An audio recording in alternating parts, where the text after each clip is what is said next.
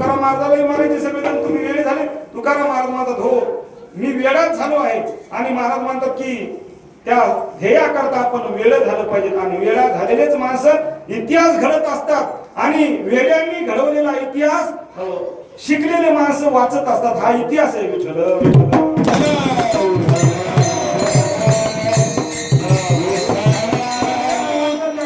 इतकं वेळ लागलं होतं. महाराज म्हणतात की ज्या ज्या वेळेला त्या गवळणी कुंकू लावायच्या तर कुंकू लावण्याचं ठिकाण महाराज म्हणतात कुठे कपाळावर आहे.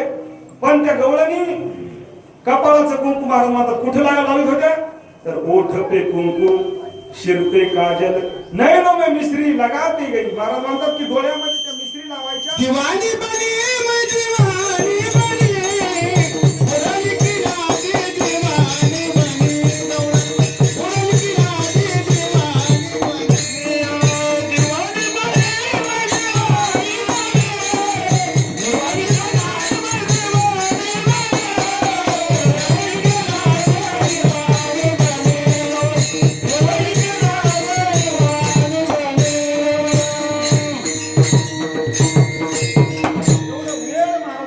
गवळणीला लागलं होतं. कारण की तो आवाज ऐकल्याच्या नंतर महाराज म्हणतात सगळं काम आणि धंदा त्या सोडून द्यायच्या. विसरल्या घर काम धंदा विसरल्या घर काम धंदा.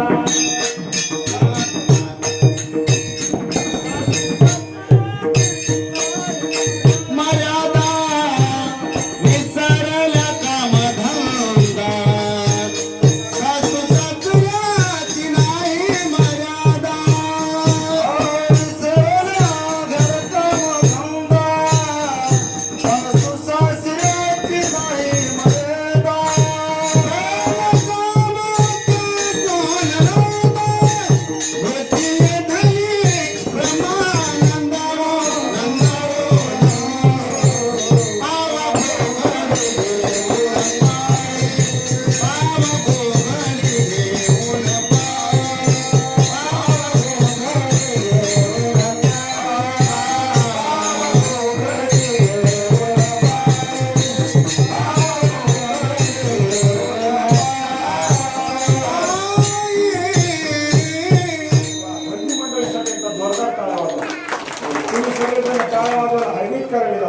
तुम्हाला वाटत यायलाच आम्ही बुद्ध देऊन टाकले काय करू. तसं नाही तुम्ही आम्ही खेळी खेळी आनंद सगळं काही त्या विसरून जायचं. महाराज म्हणतात कशामुळं तर आध्यात्मिक सुख त्यांना प्राप्त झालं होतं.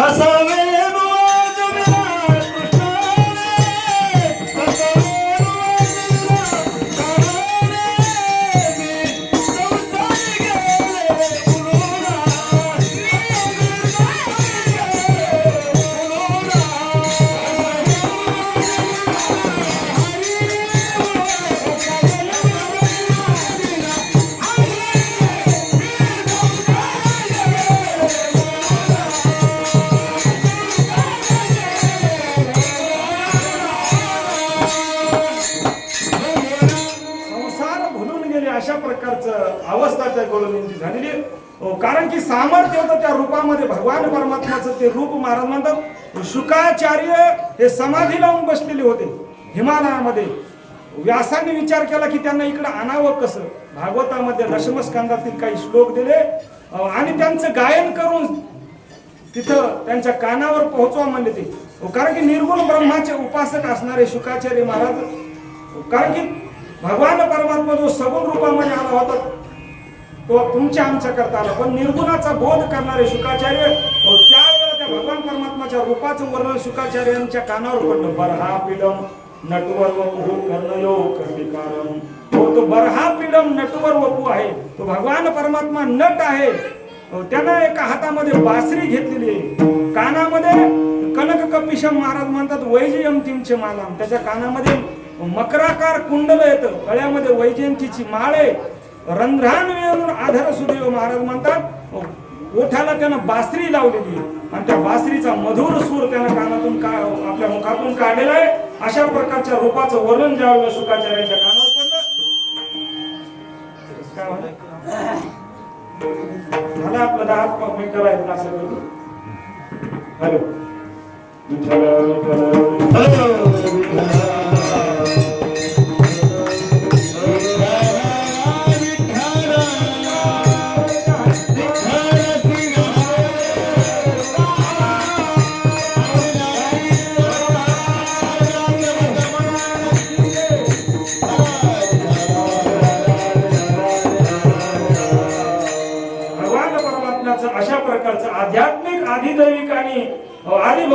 कशामुळे निर्माण झालं अभंगाच्या दुसऱ्या चरणात महाराजांनी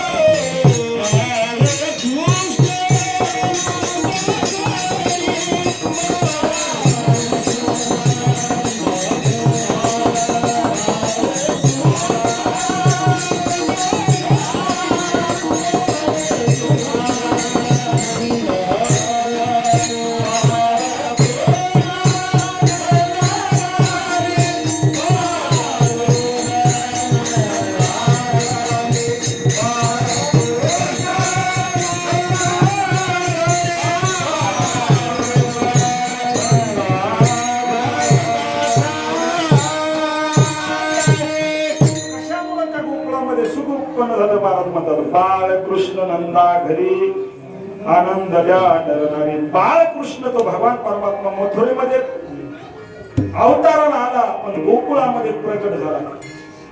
मथुरेमध्ये भगवान परमात्माला जन्म घेतला तर आपल्या सगळ्यांना माहिती आहे सगळे चरित्राचा विस्तार करायचा नाही, परंतु बाळ कृष्णाच्या रूपामध्ये एकंदर 8 स्वरूपामध्ये महाराज भगवान परमात्माने कार्य केलेले.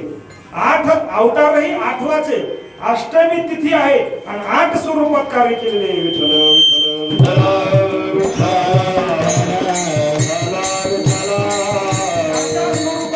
कार्य केलं ते नाव भगवान परमात्माला पडलेले. लहानपणी जन्म झाला त्यावेळेला बाळ कृष्ण होते. यशोदा आई साहेबांना प्रेमानं नाव ठेवलं लाला म्हणून लाला कृष्ण होते. गोपाळांसोबत महाराज म्हणतात गायी वळल्या त्यावेळेला गोपाळ कृष्ण झाले. राधेसोबत महाराज म्हणतात की रासलीला केली राधा कृष्ण झाली. त्या गोपिकांसोबत महाराज म्हणतात विहार केला युगल कृष्ण झाले. आणि पुढे महाराज म्हणतात की मथुरेमध्ये गेले कंसाला मारलं त्यावेळेला श्रीकृष्ण अशा प्रकारचं नाव पडलं. द्वारकेचे राजे झाले त्यावेळेला भगवान श्रीकृष्ण असं नाव पडलं. आणि द्वारकेमध्ये महाराज म्हणतात राज्य केल्याच्या नंतर अर्जुनाच्या रथाचं सारथ्य केलं. अर्जुनाला गीता उपदेश केला त्यावेळेला महाराज म्हणतात योगेश्वर श्रीकृष्ण असं नाव पडलं.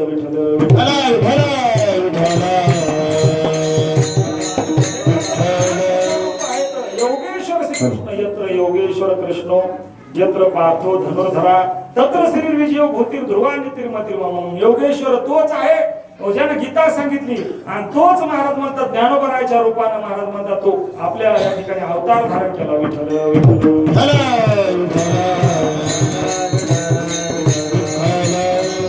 अवतार धैर्य अलंकापुरी महाराज म्हणतात ज्ञानाबाई सुंदरी तोच अवतार भगवान परमात्मानं महाविष्णूचा अवतार सखा माझा ज्ञानेश्वर या अवतारामध्ये खूप विस्ताराने कार्य केले. कारण की आनंद स्वरूप जे चरित्र आहे ते भगवान श्रीकृष्ण परमात्म्याचे 3 प्रकारचं स्वरूप आहे. सच्चित आणि आनंद तो सत्य आहे तो ज्ञान स्वरूप आहे. कपिल महामुनींचा अवतार ज्ञान स्वरूप आहे. प्रभू रामचंद्राचा उद्या रामनवमी आहे तो सत्य स्वरूप आहे. एक बाणी एक पत्नी एक वचनी मर्यादा येतात. परंतु आनंद देणारा जर अवतार कोणता असेल आनंद स्वरूप या अवतारामध्ये महाराज म्हणतात सगळ्यांना आनंद दिलेला. मागच्या जन्मात जे ऋण आहे ते फेडण्याकरता ऋण फेडा वया अवतार केला.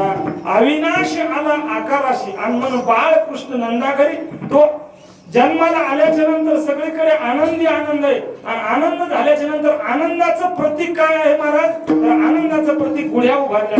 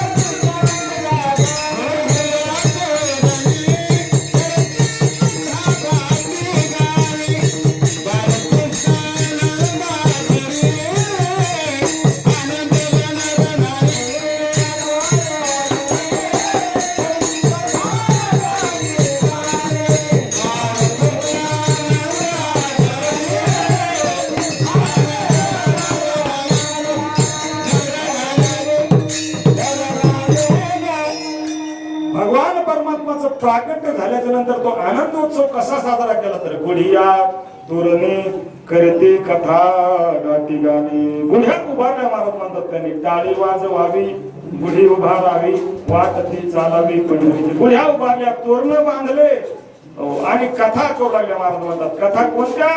ज्या कथेच्या माध्यमातून जीवनातील व्यथा दूर होतील त्या कथा गायन केलं. कोणतं महाराज म्हणतात? करती कथा गाती गाणे गायन केलं महाराज म्हणतात. आपलं जीवन त्या गवळणींनी भगवान परमात्मा करता समर्पित केलं. ज्ञानोबरायच्या खूप विरहिणी प्रकरण ज्ञानोबरायचं. ज्ञानोबराय म्हणतात तो विरह त्यांना सहन झाला नाही. तर आपले गोविंद रामगिरीजी महाराज विरहिणीशिवाय कालेला अभंग घेत नाहीत महाराज. आपल्या इथं अनेक कीर्तन झाले, त्यांचा अभंग नेहमी असतो. कृष्णे वेधिले विरहिणी बोले चंद्रमा करीतो उभा रागे माय, न लावा चंदन न घाली विंझन वारा, हरिविन शेजारू शून्य गे माय. त्या विरहिणीच्या प्रकरणात ज्ञानोबा म्हणतात त्या गवळणीला इतका आनंद व्हायचा आणि त्या भगवान परमात्माचा वियोगानं त्या दुःखही करायचं. म्हणून तो गोपीगीत जे निर्माण झाले त्यांच्या विरहातून विरह भाव. महाराज म्हणतात कधी कधी ज्ञानोबराच्या विरहिणी आपण बघितल्या, ती गवळण म्हणते या ती कुळ माझे गेले हाड कोणी, श्रीरंगा वाचोनी आणू नेणे किती ओ शिकवाल, किंवा सावळे परब्रह्म आवडिया जीवा मनी मने राणीवा घर केले. विचार केला तर ज्ञानोबराय ज्ञानीही आहेत आणि भक्तही आहेत. ज्ञानोबरायचं क्षेत्र हे ज्ञान आहे. पण ज्या वेळेला ज्ञानोबराय पंढरपूरला गेले महाराज, पंढरपूरला गेल्याच्या नंतर ज्ञानोबरायने ते रूप बघितलं पांडुरंग परमात्म्याचं. माझ्या जीवीची आवडी पंढरपुरा नेईन कुणी. ज्ञान आहे पण ज्ञानोबरायनं ज्ञानाबरोबर भक्तीही केली आणि भक्ती बरोबर महाराज म्हणतात नामस्मरणही केलं. म्हणून ज्ञानदेव आणि नामदेव एकत्र आले म्हणून हा वारकरी संप्रदाय निर्माण झाला. विठ्ठल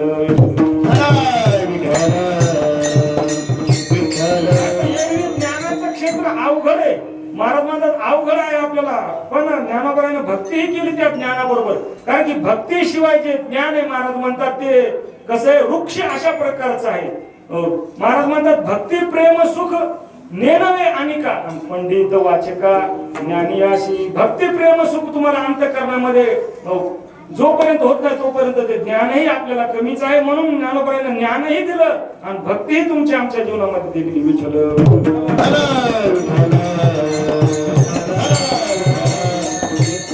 तुका म्हणे छंदे मन मोहिले गोविंदे, बाळ कृष्ण नंदा घरी आनंद द्या नाही. 2 मिनिटं आपण विठोबरोबर भजन करू, त्याच्यानंतर थोडं चरित्र ते उच्चारावे. 10 मिनिटांमध्ये केले देवे गोकुळी. त्याच्यानंतर महाराज 10 मिनिटं बोलतील आणि आपले बाबा 10 मिनिटं बोलतील. त्याच्यानंतर आरती होईल आणि त्याच्यानंतर महाप्रसाद होईल.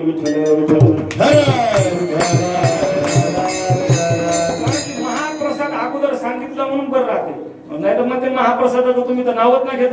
अगोदर फळ काय आहे एखाद्याला विचारायला येतो कोणाला रोजदारी किती द्यायले, तसं अगोदर फळ महाराज म्हणतात की मंदोपी न प्रवर्तते. एखाद्या वेळेला मंद माणूस सुद्धा फळाच्या अपेक्षेशिवाय आपलं काम करीत नाही. तसं आजचं जे फळ आहे महाराज म्हणतात काल्याचं फळ आहे. आणि काल्याच्या फळाकरता महाराज म्हणतात देव सुद्धा त्या ठिकाणी आजी ओस अमरावती काला पाहायला येते आणि देव विसरती देह भाव आपला दगराव. काल्या करता आज साक्षात ज्ञानोबराय ज्ञानेश्वरीच्या रूपाने आपल्या इथं उपस्थित आहे.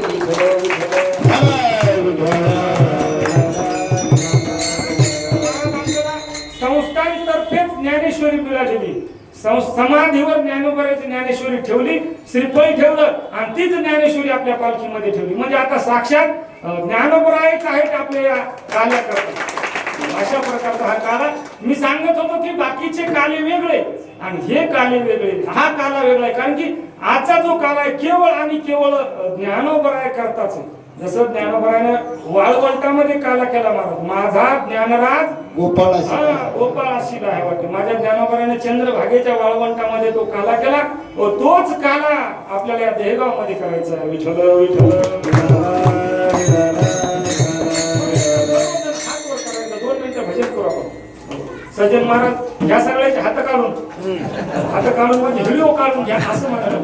हात तर लागणारच ना आपल्याला. हळदी काढायची, आता बरेचसे काम करायचे, पुढेही बहुत करणे आहे. वा वा. अरे विठोबा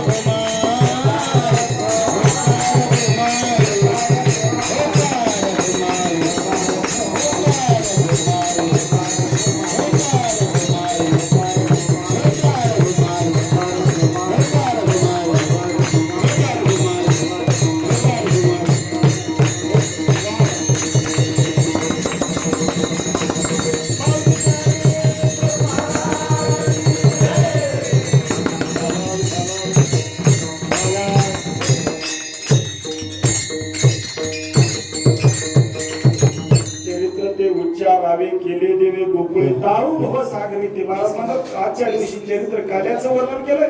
भगवान परमात्माचा जन्म मथुरेत झाला, प्रगट भगवान परमात्मा गोकुळामध्ये झाले आणि गोकुळात झाल्याच्या नंतर भगवान परमात्माने काय केलं महाराज म्हणतात रांगत रंगने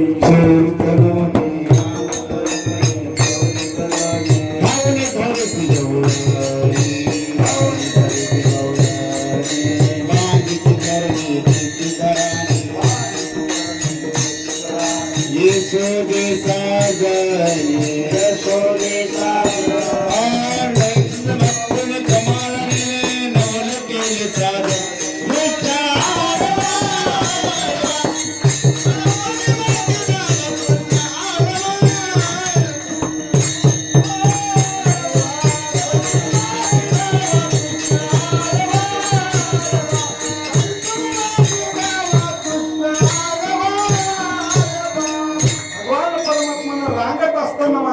रांगत रंगणे चोरीत लोणी लोणी चोरलं महाराज म्हणतात. लोणी म्हणजे काय चोरलं तर लोणी या शब्दाचा आध्यात्मिक अर्थ आहे. भगवान परमात्माला काय लोणी घरात मिळत नव्हतं का काय?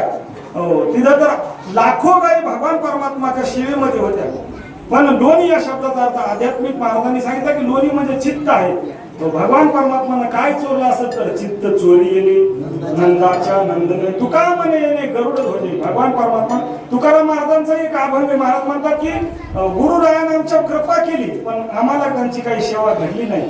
पण त्यांनी काय सांगितलं फक्त म्हणले काय मागितलं आम्हाला भोजना मागती तूप पावशेर दत्रावर नाही मला वाटतं तूप आणलं किती आणले बाबा 2 किलो तूप आणलं मग महाराज याच्यासाठी टाळ्या त्याचा वाटत तसं तूप मागितलं भगवान परमात्मा तुकाराम महाराजाला भोजना मागती तूप पावशेर. तुपाचा अर्थ काय असेल तर पावशेरच तूप काय मागितलं मग किलो भर मागायला पाहिजे होतं ना. होय भोजना मागती तूप किलो भर पण पावशेरच का मागितलं तर महाराज म्हणतात अंतःकरण चतुष्टयाचे हे 4 भाग आहेत मन बुद्धी चित्त आणि अहंकार. मन पावशेर बुद्धी पावशेर चित्त पावशेर आणि अहंकार पावशेर 4 पावशेर मिळून 1 तयार होतो 1 किलो तयार होतो. तसं अंतःकरण चतुष्टय तयार होते तसं पावशेर 4 आहेत. तसं मध्यातलं जे काही पावशेर तूप आहे म्हणजे मन बुद्धी आणि चित्त जे आहे महाराज म्हणतात भजना करता चित्त मागितलेलं आहे विठ्ठल.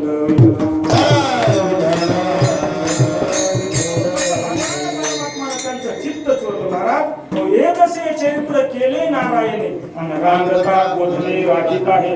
त्यांचं चित्त चोरून घेतलं त्या गवळणींच आणि त्यावेळेला त्या गवळणी रात्रंदिवस त्या भगवान परमात्माच्या कडे यायच्या पाण्याचं निमित्त करायच्या. भरलेला घट महाराज म्हणतात उलटून टाकायच्या.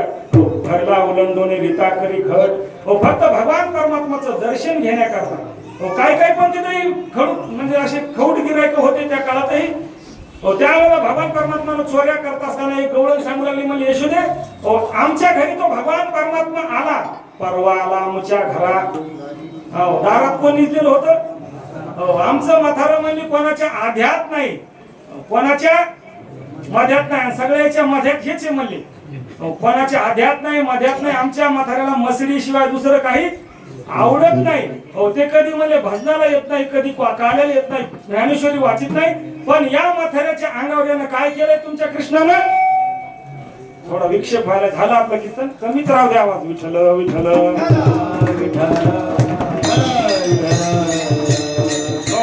काय चालू होतं आपलं कीर्तन बरोबर आहे वा वा म्हातार बरोबर तुमच्या लक्षात झालं. एकच गोष्ट सांगून आपल्याला सेवा समाप्त करायची.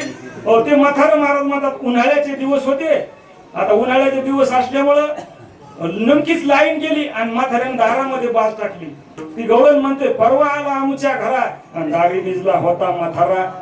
फोडीला टाकाचा डेरा त्याच्यावर काय केलं या लालानं टाकाचा डेरा घेतला जोरात जोरात फोडा जरा अशा इतकुशाला तर म्हाताऱ्याला काहीच होत नाही जोरात फोडावं लागतं. महाराज म्हणतात ते म्हातारं दचकलं ना इतकं दचकलं ते म्हणलं गावात राहायचंच नाही. दुसऱ्या दिवशी म्हाताऱ्याला महाराज गाडी झोपली म्हातारी म्हणाली राहू आपण गोकुळात. नाही म्हणला मोठ्याचा आला गाडा आणि गरीबाचं झोपडं मोडा. आपल्याला इथं राहायचंच नाही गावात राहावे कोण्या बळे. मोठ्याचा आला गाडा आपण म्हणले गावात राहतच नाही. पण म्हातारीचं लक्ष मात्र भगवान परमात्मावर होतं. म्हाताऱ्याला पालकोचा पटका नेसला निघालं महाराज म्हातारा पुढं बोल बाबा गोड सांगत होते. महाराज म्हणतात की पुढे गाडी गेलेली माळाला गाडी गेली पण हे जे म्हातारं दुसरं जे म्हातारं होतं ते कसं होतं, त्याला एक कलाकार होतं ना, ऐसा लागवी हा माया सूत्रधारी. या म्हाताऱ्याने विचार केला, कोणत्या गावातल्या म्हाताऱ्याने, म्हणजे लहान भगवान परमात्माने विचार केला, म्हणजे हे म्हातारं तर गाडी घेऊन चाललंय, आपण काहीतरी केलं पाहिजे.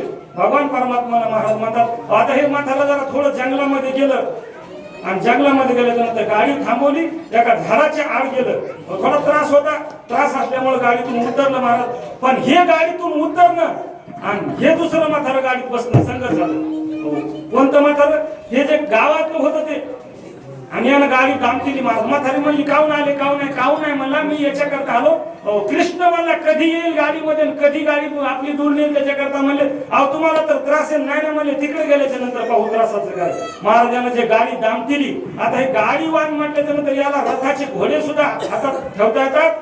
महाराज म्हणतात, देखना इंद्रियों के न घोड़े भगे, इसमें हरदम एक संयम के कोड़े लगे. आपले रथ को सुमार्ग लगाते चलो, आणि कृष्ण गोविंद गोपाल करते चलो. यानं मात्र गाडी जुंपली, गाडी वेगानं पळाली. महाराज काय बैल पळाले इतक्यामध्ये गडबडीने ह्या म्हाताऱ्यानं, कोणतं जे खरं म्हातारं जे होतं त्यानं घोड फसला आणि पाहिलं तर गाडीही नाही आणि म्हातारी चांगलं लक्ष, म्हातारीही नाही. यानं विचार केला, गाडी गेली तर गेली, पण कमीत कमी आता या वयामध्ये आधार होती आपली, गेली मला म्हातारी गेली. आता काहीच खरं नाही, उगाच आलो मला, पण मेलो तरी मला म्हातारी सोडित नाही. शेवटच्या श्वासापर्यंत मला हायगेच नाही करायची. जे लागलं पळायला. अरे गाडी थांबवा कोणीतरी, गाडी थांबवा कोणीतरी. पुढचे 4-2 जण होते महाराज. त्याने विचार केला, म्हणजे गाडीतलं म्हातारं सारखं दिसायलंय, मागून पळत आले ते म्हातारं सारखं दिसायला, याच्यात ओरिजिनल कोणतं आहे म्हणले. ओरिजिनल पीस कोणता आहे, सगळे फॉल्टी पीस दिसायले, म्हणजे ओरिजिनल कोणता आहे. थांबा म्हणजे मागचं म्हातारं आले, पण गाडीतलं म्हातारं लय कलाकार होतं. गाडीतलं म्हातारं म्हणलं, म्हातारी लावून दिलं यानं गाडीत, त्याला म्हणजे आमची गाडी जाऊ द्या. म्हातारी म्हणजे इथं थांबू नका, आम्हाला जाऊ द्या लवकर. काहून म्हणजे माग ते म्हातारं पळत आले, ते डुप्लिकेट आहे. डुप्लिकेट थांबा म्हणजे ते म्हाताऱ्याला तोंडाला फेस आला, धावत गाडी थांबवा. यानं गाडी थांबवली महाराज. हे पाहिले, हे म्हातारं दिसायला सारखं, ते म्हातारं सारखं दिसायला, याच्यात खरं कोणतं ते काय कळलं. तोपर्यंत फेस आला तोंडाला, मागचं धावत आला, तर मागचं खरं होतं. त्यानं सांगितलं, म्हणजे म्हातारी मये, गाडीतलं म्हणाले म्हातारी म्हणे मये. आता म्हातारीला वेळ लागेल, नेमकं आपलं म्हातारं कोणतं ते. सगळ्याची अशी भानगड निर्माण झाली. गाडीवाल्याला आता जे गाडीतलं म्हातारं होतं मला, ते अत्यंत हुशार होतं. ते तर पहिलं चतुरातो शिरोमणी. गाडीतलं म्हातारं मला, एक काम करा, आता तुम्ही न्याय करायला आमचा, तर एक काम करा म्हणत, त्याला म्हणत तुझ्या 4 पिढ्याची नावं सांग, नाही तर मी तरी म्हणले माझ्या 4 पिढीचे सांगतो. हे बरोबर आहे म्हणजे. ते मधातरी जे होते न्याय निवाडा करणारे, ते म्हणजे बाबा सांगा तुमच्या 4 पिढ्याचे नाव. आता याला मारायला 2च पिढ्याचे नाव माहित नव्हतं. याला पित्र घालीत नव्हतं नाही का, त्याची संपत्ती खात्यात लोक, पण पित्र घालाय नाही म्हणतात, काय पित्र घालायचे. पण तसं नाही, महाराज म्हणतात याला काय कारण की तोंडाला फेस आला होता, याला काय बोलताय ना. पण गाडीतलं म्हातारं महाराज याला जे सुरू केले ते 10-15 पिढीचे नाव एकदा सांगितले. हे ओरिजिनल दिसायले, पण जे दुसरं ओरिजिनल म्हातारं होतं ते मात्र मोठमोठ्यानं रडू लागलं. मला गेली मला म्हातारी गेली, आपल्या डोळ्यात देखत गेली. काहीतरी करा नाही म्हणलं, मला म्हातारी देऊन टाका. पण गाडीतलं म्हातारं मला, एक काम करा, आता इथे विहीर आहे म्हणले. हो म्हणजे विहीर आहे, किती हात होऊन दे. पूर्वीच्या काळात हाताला मध्ये मास म्हणजे 20 हात होऊन दे. गाडीतलं जे म्हातारं होतं, मला एक काम करू, जे म्हातारं विहिरीच्या या काठाहून त्या काठाला उडी हाणीन का, त्याला म्हातारी देऊन टाकू. मग त्या म्हाताऱ्याला हात जोडले, म्हणजे नको, म्हातारी गेली, जीव तरी वाचली. अशा अनंत खोड्या केल्या महाराज. विठ्ठल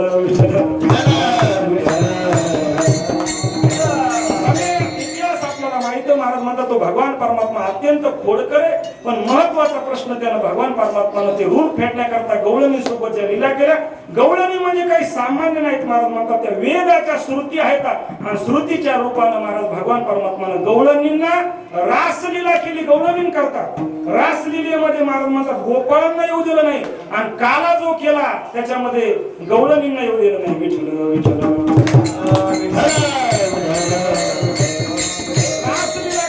फक्त 6 महिने महिन्याची रात्र केली आणि त्या गवळणींना सुख दिलं. काल्याच्या निमित्तानं सगळ्या गोपालांना संतुष्ट केलं. म्हणून आता महाराज म्हणतात, खांदी भार पोटी भूक काय खेळा याचे सुख झाली आता वेळ म्हणती अनाश दुनियात काम सारोनी सकळ जमले अवघे गोपाल. सगळ्यांनी महाराज म्हणतात भगवंतानं गायी वळल्या. गायी म्हणजेच इंद्रिय रूपी गायी येतात त्या आणि इंद्रियाच्या गायी भगवान परमात्मानं वळल्या. महाराज म्हणतात देवा आम्ही बाकीच्या गायी वळू पण मनेरी नावाची गाय काय कर तिच्यावर तू लक्ष ठेव. महाराज म्हणतात तू मन हे मीची करी माझी भजनी प्रेम सर्वत्र नमस्कारी मज एकाते. म्हणून अशा प्रकारे सगळेजण यमुनेच्या वाळवंटामध्ये जमा झाले. आता ही सगळी संत मंडळी महाराज म्हणतात काला करीती संत जन सवे त्यांच्या नारायण. संत मंडळीच्या माध्यमातून ब्रह्मदेवाला सुद्धा दुर्लभ असणारा तो काला आज आपल्या या ठिकाणी होणार आहे. तुका म्हणे वाळवंट आणि म्हणून या ठिकाणी काल्या करता आमचे हरिभक्त परायण गुरुवर्य महेशानंद महाराज आहेत, छगन बाबा येतं, दादा येतं, आपले दीपक महाराज, ही सगळीच मंडळीच्या उपस्थितीमध्ये काला होईल.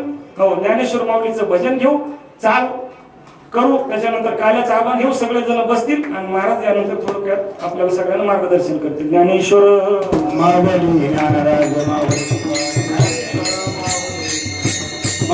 ज्ञानेश्वर मावली